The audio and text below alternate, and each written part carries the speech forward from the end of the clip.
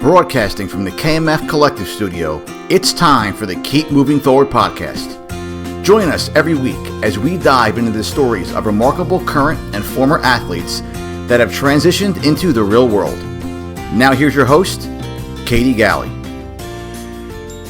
Hi everyone, and welcome to the 223rd episode of the Keep Moving Forward podcast. I'm your host, Katie Galley. Today in the KMF Collective Studio, I have with me owner at Empowered Storytellers and former collegiate basketball player, Pierce J. Brooks. How are you doing, Pierce?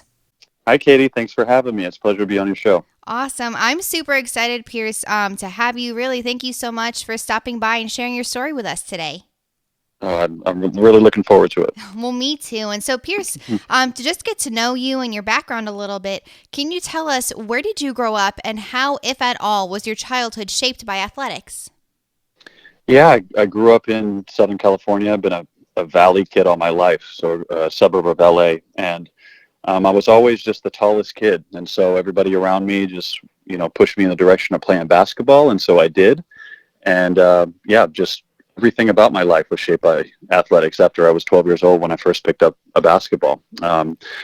Plenty of highs and lows, more lows than highs in terms of, I was heavily recruited in the beginning, got some national recognition, was on some amazing teams. I mean, part of my teammates were guys in the NBA now, James Harden, another guy, Jordan Farmar. And so just being around all these guys and me getting this attention, it kind of went to my head that I was really supposed to be this basketball player. But then as my career went on and just some of the low points, I just learned that basketball wasn't what I wanted to do, and I had to transition to something else. Wow.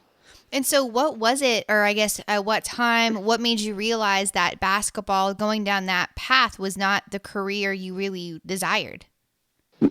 It really took me a while, and it was just I was going through it, and after about midway through high school, I realized, this isn't fun anymore. There's so much pressure on me to do well, and I've talked about it in my TEDx talk that just even stuff with my father, and he would really put this pressure on me to do well, and if I didn't play well, he'd walk out of games and things like that. And so this just put me in a really dark place, and it wasn't fun. But in my mind, and just from what I knew, that's what I needed to do to get an education. So I still had to stick with it. And I had to, in order for me to get a scholarship to play basketball or to go to college, I had to play basketball. So I just kind of sucked it up and just said, okay, let me just keep this going. And so that's when I first realized it, but it wasn't until after I had graduated from college that I was like, okay, let me try something else. Wow. And I mean, you're right. I mean, you can have so much pressure put on yourself, whether it is from outside forces or from within or from both places. Right. And you feel that pressure just mounting. But then to have that realization at such a young age to see, okay, well, if I want to go to college to make this opportunity a reality, I need to stick it out with basketball. And so, Pearson, at that time, when you had that realization, made that decision, what did you want to go to college for? Did you have a desire to, venture into entrepreneurship or business at that time? What was kind of your, what were your sights set on as far as a professional path?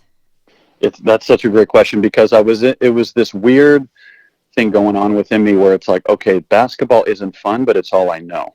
And so I wasn't at the point of really entertaining an idea of doing anything else because I wasn't exposed to anything else. So even though it's kind of like, if you think about it, it's a relationship, and we can be in relationships where it's like, okay, I don't like how this feels, but I'm not going to break up with them. This is all I know. That's kind of what it was like for me. And I just kept on playing. And I didn't see any other path. And so when I went into college, I was still, if I take a step back, when I was very young, everybody told me that I was going to go to the NBA. That was like this pressure that was put on me and this expectation. And on one hand, they're saying I can accomplish something great, but on the other hand, man, it's hard to live up to something that, only 400 people in the world make, so, yeah.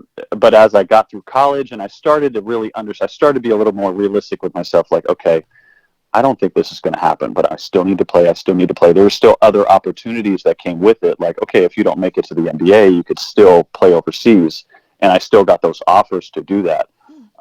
So when I graduated from college, and I talk about it in my talk, where I just heard the buzzer. It was the last buzzer of my college game, and the buzzer went off inside me, and I was like, okay, I don't want to do this anymore. I had no idea what I wanted to do, but I just knew that I was going to take time and have compassion with myself to just figure it out.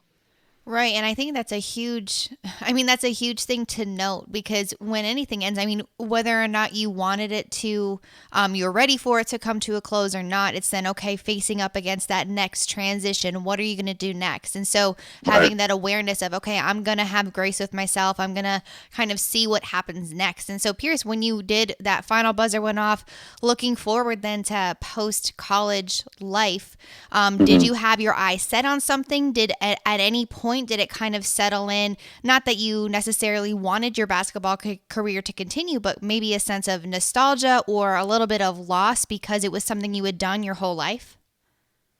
I had this, so my relationship with basketball was I very much enjoyed it as a fan, and I still do.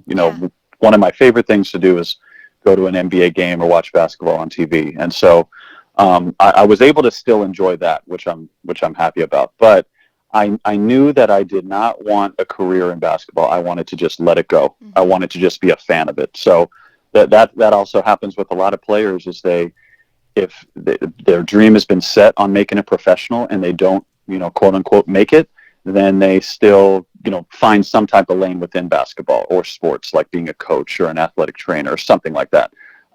That just wasn't what I saw in myself. And I had no idea what it was, and so I just went back to figuring it out. Just kind of having this curiosity of on one hand, I think I had a belief that I would be okay, and that helped. So I didn't put this pressure on myself that okay, the next move I make needs to be right on. I kind of was like, you know what? I have no idea what I like.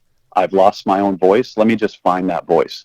And like you said, it's just having grace. And I allowed myself time. I didn't put a time limit on it. I just said, let me see what kind of enjoying life is like. And so that led me down a lot of, wrong roads, but it still allowed me to see, okay, you know what? I don't like this. Let me try something else. So it first started my first few jobs that I had, and then finding a job that I liked, but then ultimately realizing that, a job, I don't want to really work for anyone else. I want to do my own thing, and my own thing is sharing my story. And that's what I landed on. Wow. And so Pierce, then from that time where and I love that, not setting that time limit, which on one hand, like you said, you were ready to rediscover your own voice, find your identity. But then two, being driven by, you were an athlete your whole life. So having that goal orientedness and having that structure your whole life too. I imagine it must have too been a little bit of a battle, but then that next first step that you took after completing your collegiate career, moving forward, what was that first step that you took in pursuit of discovering where you ultimately ended up where you are today? Yeah, and then even it's bringing up something with what you just said, but that structure that was instilled in me. Yeah, it was having that acceptance and really coming to taking responsibility for my path that I was on, and for the path that I had taken, as opposed to finger pointing and blaming other people and saying, family, it's your fault I played basketball, or coaches, it's your fault I didn't do well. I let go of that resentment, and that was freeing. But so that allowed me to actually look back and say, you know what? Here's all the things that basketball did teach me that I loved.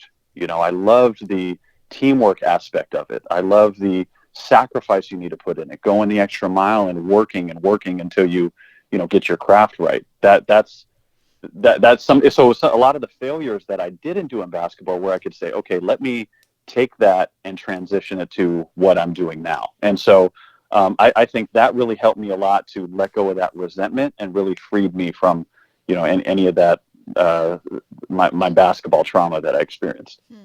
That's a really it's super profound, because you're right. It's, even if somebody did wrong you, or someone along the way did, cause you harm, or make you, mentally question yourself, whatever it is, you're right. Yeah. It's in your power at some point in your life to take that back and say, okay, no, I'm going to take responsibility for this path. I had some say in it too, but no matter what, I was on this path. And so what am I going to do now from here on out forward? Rather than harboring that resentment for the rest of your life, you can fuel and use all the good things that you learned to help propel you forward. Right. No, that was the mindset I was on, and I think when I first started to think about it was as I was going through it. I was in college, and I was starting to question, okay, what would another path look like? And I was just doing more reading, just more studying on different things, right? And I picked up a book, 7 Habits of Highly Effective People, and the first habit is take responsibility for your life.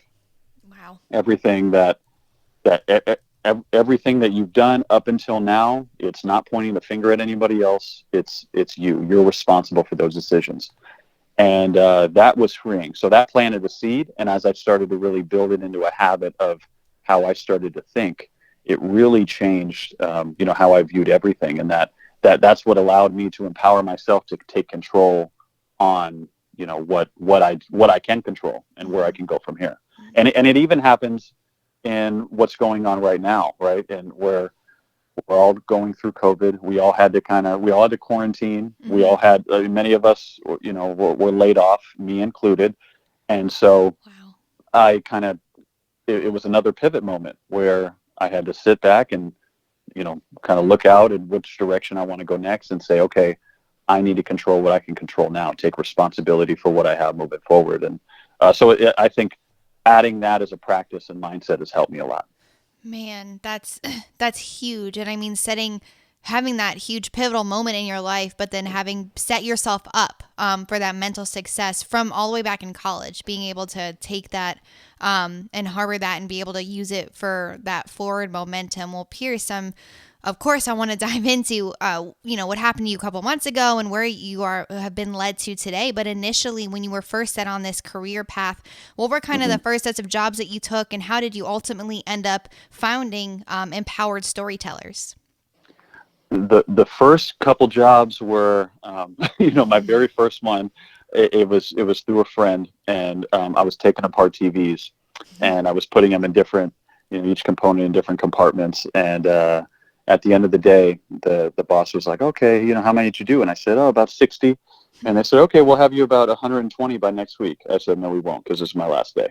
So, I realized pretty quickly that, okay, I don't like to be a robot. Yeah. So then it's kind of back to the drawing board. What do I? Okay, well, I like the team aspect of sports. Is there something I can, be involved with the team? I eventually found a startup, and it felt a lot like sports culture, because you're working on something from the ground up. You're building something, right? With a goal in mind. And so that I did the startup, circuit for a little bit, worked for a couple different companies, eventually started working in cannabis, where I was a marketing director. And I rose up quickly in each of the jobs that I had, because I was able to just, apply some of the basketball lessons that I learned, teamwork and helping people, and, all these kind of things. Right. And so, as I found marketing and starting to excel in that, I started to really find, a different way that I can be, successful doing something else. And that gave me a lot of confidence. The last company I was at with it was a cannabis company, where I was a marketing director overseeing a nationwide team. And with COVID, everybody was just essentially laid off. And I was at, again, that pivot moment.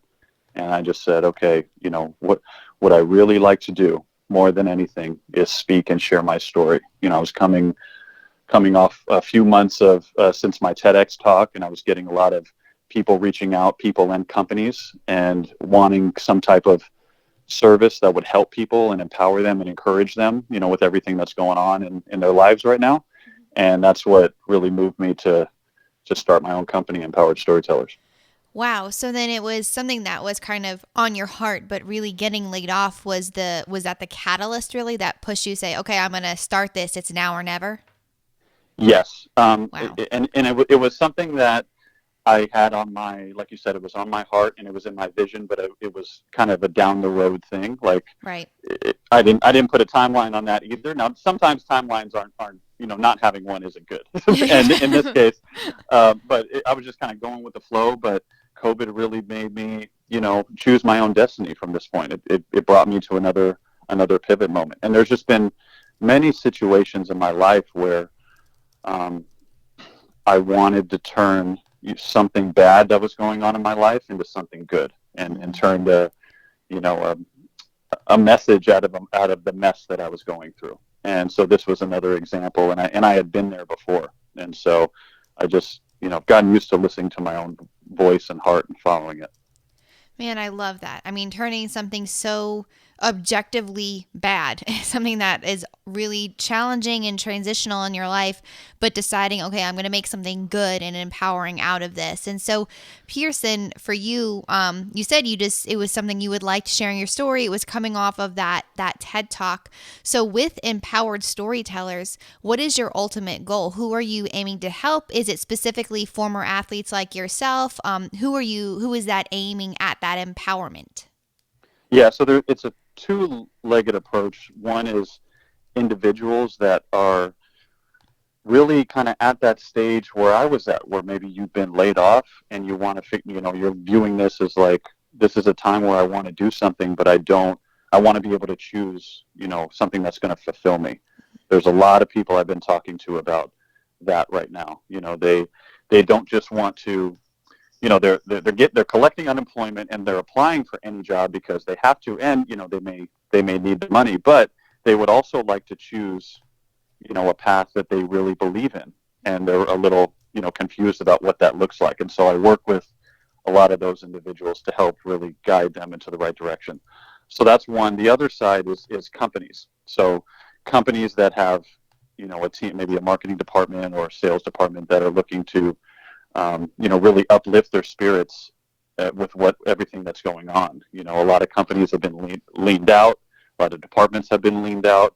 A lot of people discouraged. And so I come in, share some stories of what I've gone through, what some of the other, people that I know have gone through that are similar, and help to, really find meaning in what they're doing to hopefully kind of change their perspective so that they're able to thrive in the circumstance they're in right now. Wow.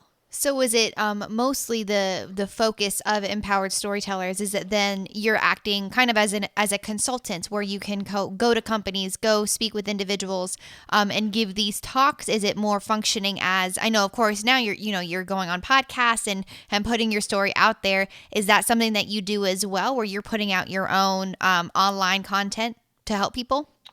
I'm starting to get to the online part. That part I'm a little lagging on, but my focus has primarily been business development with these individuals and companies. Yeah. But yeah, like you said, it is sort of a consultant or life coaching approach.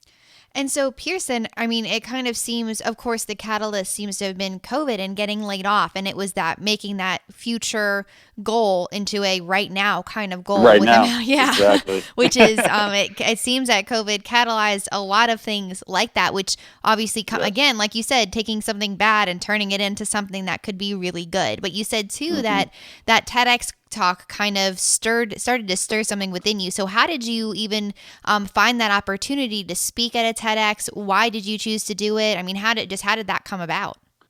Yeah, so in my job doing marketing, and I oversaw field marketing, so that was a lot of events, sponsorships. It was just being out with people. And part of my job was to understand who the event organizer was. Okay. Because that's everything for the event. They're the ones who are talking to the different brands, and they run the show.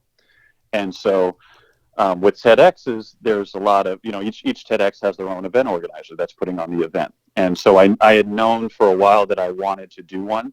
And so I just started to network with these individuals and start to share my story online, and many of them engaged. And then I just waited for the right opportunity to share something that I thought would impact people.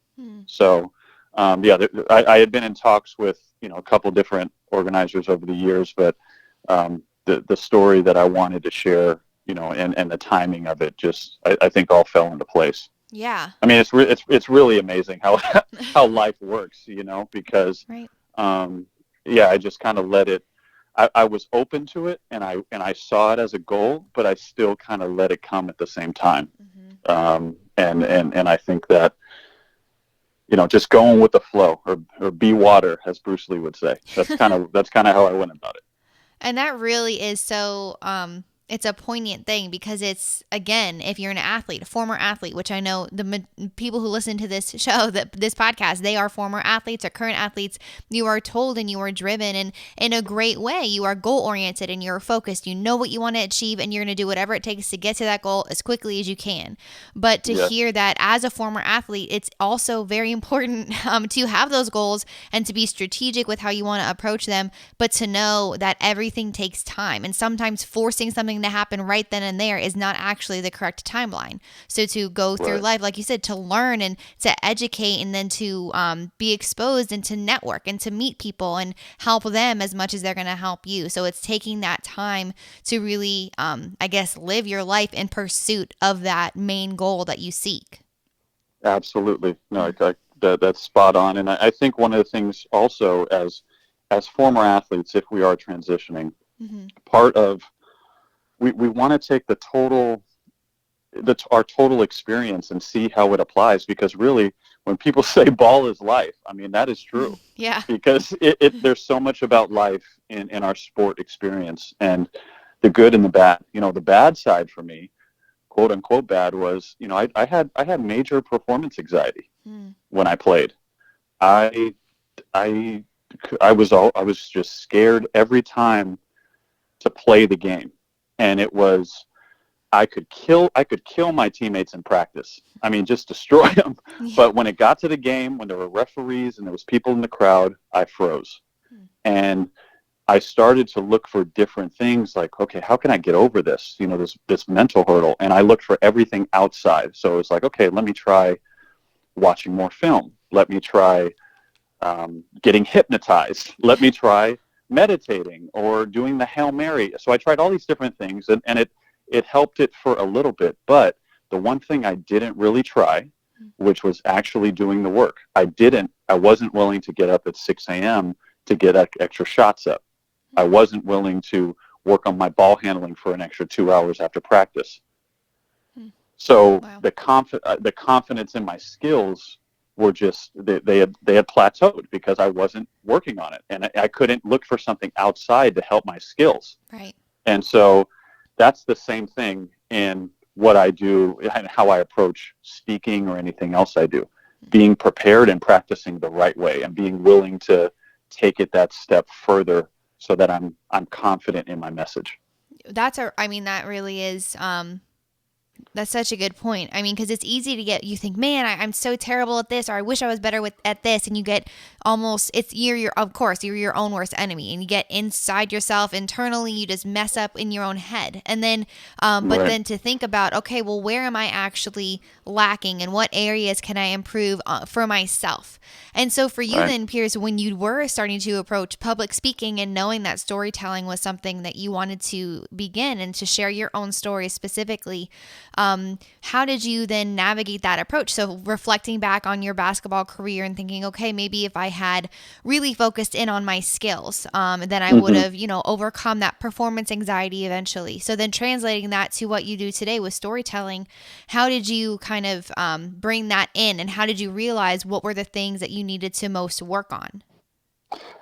It was really just a lot of deep diving in myself, and in some ways a lot of isolation. Yeah. Because I think some people are fortunate enough to have great coaches who can point that out to you. It's always great to get a kind of, an objective perspective, right? In a lot of ways, I didn't have that.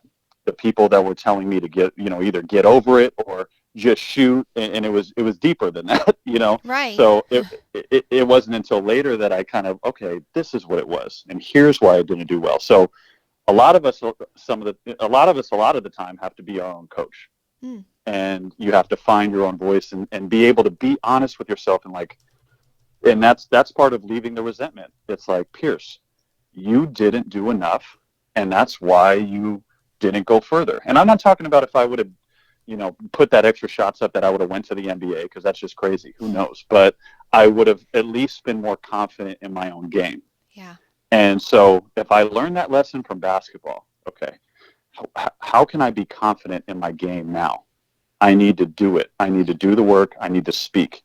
I need to get on podcasts like this. I need to get on any podcasts. I need to get on, I need to speak to people more on the phone. How can I just incorporate it in my life? Mm-hmm. That's how I went about it. And it's practicing it in different ways, in different circumstances. I think in how people practice on the court for basketball, it's not just shooting shots by yourself. You got to play 1-on-1, and you got to play 3-on-3, and you got to do drills, and so for me, it's like I got to speak in different ways in different circumstances. So yeah, it's just some of those same lessons I just apply to what I do. Yeah, and that's, having that realization then now going into this entrepreneurial venture. And then, like you said, it's steering into those things that maybe you don't necessarily like so much, or you realize are maybe not necessarily weaknesses, but things that you need to work on. So rather than avoiding those things and just constantly saying, oh, well, I'm not good at that, it's steering directly into those and making yourself do those things every day a little bit so you can get better and make them make them more of your strengths. Exactly. It's all about compounding. It doesn't happen overnight, and it doesn't mean you're perfect. I'm by no means perfect. I just know that this is what it takes for me to do well. It's for me to keep the momentum. And that if I am struggling, if I do have a time where, okay, if I'm reflecting, Pierce, you weren't your best there. Why? It's like, okay, you didn't really prepare for that one, or you this or that. I can be honest and critique myself honestly. Yeah. Yeah, you're right. And I think that really is what it takes to, one, be an athlete, and two, be an entrepreneur, because those terms are synonymous. You do so many of the same things in athletics and in entrepreneurship. Yes. Yeah. Yep. No, it's very similar. You have to prepare, and then you also have to do a lot of reactionary things to what's going on around you. Right. And you have to be in the moment, Absolutely. Yep. And so, Pierce, for you, only being a few months really into this and just diving all in and doing what you can to make Empowered Storytellers a success, I wonder specifically about the name. So, Empowered Storytellers. Can you kind of go into a little bit about the name, how you came up with it? Is Storytellers, is it you're empowering that, whoever you're encouraging to be a storyteller themselves? Yeah. I really appreciate this question. Empowerment is just more of the category of what I say that I do, and storytelling really. But a lot of people are labeled as motivational speakers. That's not really me. I'm not the rah-rah type, and that's usually what I think of. This is how you should live your life. This is and there's nothing wrong with that, and I need those people in my life too, but that's just not my style, Yeah. And instead of telling people or framing a message for what you should do, I like to think that my style is more about how they can discover what they should do within themselves, because I think their own and again, empowering their own voice to be their own coach themselves, to trust in their own voice and what's on the inside, because really that's where it comes from. Anything else is just inspiration, whatever music you listen to, what type of video you watch, it's only going to hit you when if you watch something that you've never seen before, you never heard before, but then you watch and you're like, wow, like, oh, I never thought about that. It's because it's true and it was in you all along. It just woke it up. Yeah. And so that's what I think that I do. And again, the storytelling part of it is, that's how I like to go about my message. I like to relate to, I like to share something that I've gone through, or that, something that I've experienced, so that they can see that, there's plenty of situations that I've had to overcome, and I'm still overcoming. And I think sharing that actually helps other people and helps myself. And so that's how I really came to that name, is I think that, and part of what it symbolizes is that being empowered is to do the work and to share what you're going through. And that the people who are, in our logo, I have a ladder, And the ladder really symbolizes that you're always on your climb, and that you're looking up to people who have done it before you, and you're also looking down to the people who have yet to climb, and maybe are looking up to you for inspiration. And so that's what I think all of us are here for, is to do that work and to empower ourselves in our own journey and share our stories. I really love that visual of the ladder. You're climbing and you're climbing your own journey, but there's always someone up ahead of you that you want to aspire to be, that they're helping kind of guide you along that journey. But then along the way, you might even unknowingly be helping other people too. And you specifically, of course, get to interact with and speak with people. So you know you're directly in front of individuals who you could be helping, but then you won't know unless you actually look back and see, okay, who has actually done something with the words that I was able to share with them. 100%. That was my logic, and it's my philosophy that I really believe in. And even in my logo, it's kind of an optical illusion of a ladder, where depending on how you're looking at it, you could be looking up or down.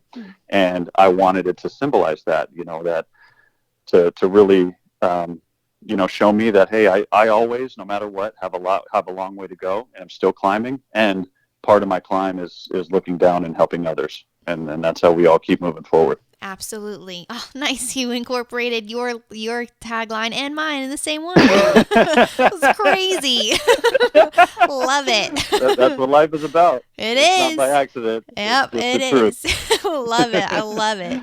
So Pierce, now, of course, again, being thrust into this world. And I love how you just taken advantage of the situation, your current climate, to really obviously progress yourself in this goal that you have, but it's all in pursuit of helping others. And so now, with everything going on with COVID and, just the uncertainty of the future as far as what's going to happen with meeting in groups, for you, are you specifically right now able to go to companies and be in front of people, or are you doing webinars, or how is it kind of working with this consultant side of Empowered Speakers?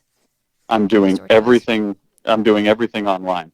Not meeting up with anybody. I have a webinar on the 22nd for Digital Diversity Network, which I'm very excited about. I'll talk about empowering Black employees in the context of everything that's happened since George Floyd's murder.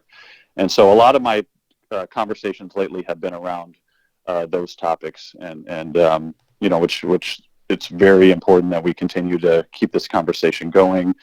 So I'm excited about that. But everything is all online for me for the foreseeable future.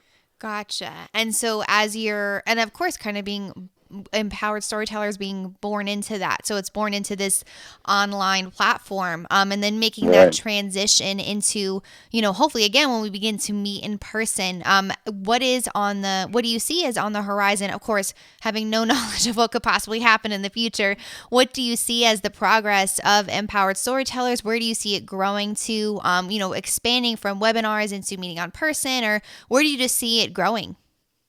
I'm really excited about, the in-person element. That's where I feel most comfortable.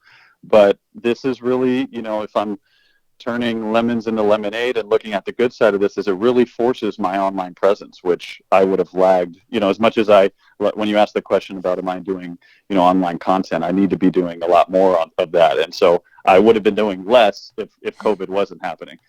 So it's building a good foundation for me to get, kind of the act together on that front. But once everything is safe and we have actual, and I feel comfortable, employees feel comfortable with in person, and companies are, have kind of created a framework for that, and I'll definitely be ready for it. But I'm just taking it one day at a time right now.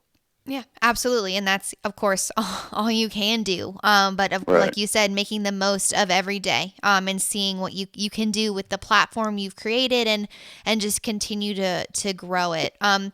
Well, Pierce, now, looking back and reflecting on this journey that you've led and all these transitions and how you've made the most out of them every time, and looking forward, knowing that it's really, you have this limitless future with this platform you've created, and knowing that you can continue to help guide people up this ladder that you've crafted.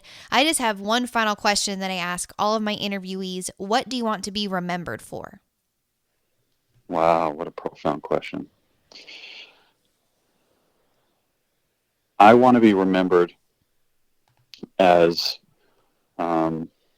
someone who helped people, and someone that was honest and shared his story, and it helped, help people out there, and help people get through life. And that's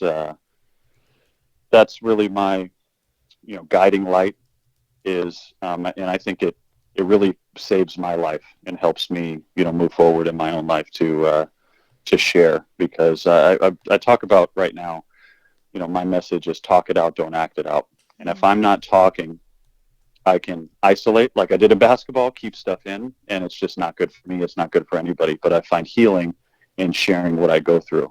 And it not only heals me, but it heals others in their path. And so that's how I want to be remembered, as someone who shares and uplifts.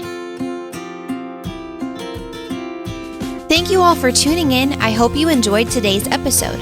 To learn more about our guest, check out the show notes at keepmovingforward.us. While you're there, go ahead and subscribe to our newsletter to stay up to date on all things coming out of the KMF Collective Studio. Always remember, you can beat the odds and go the distance if only you keep moving forward.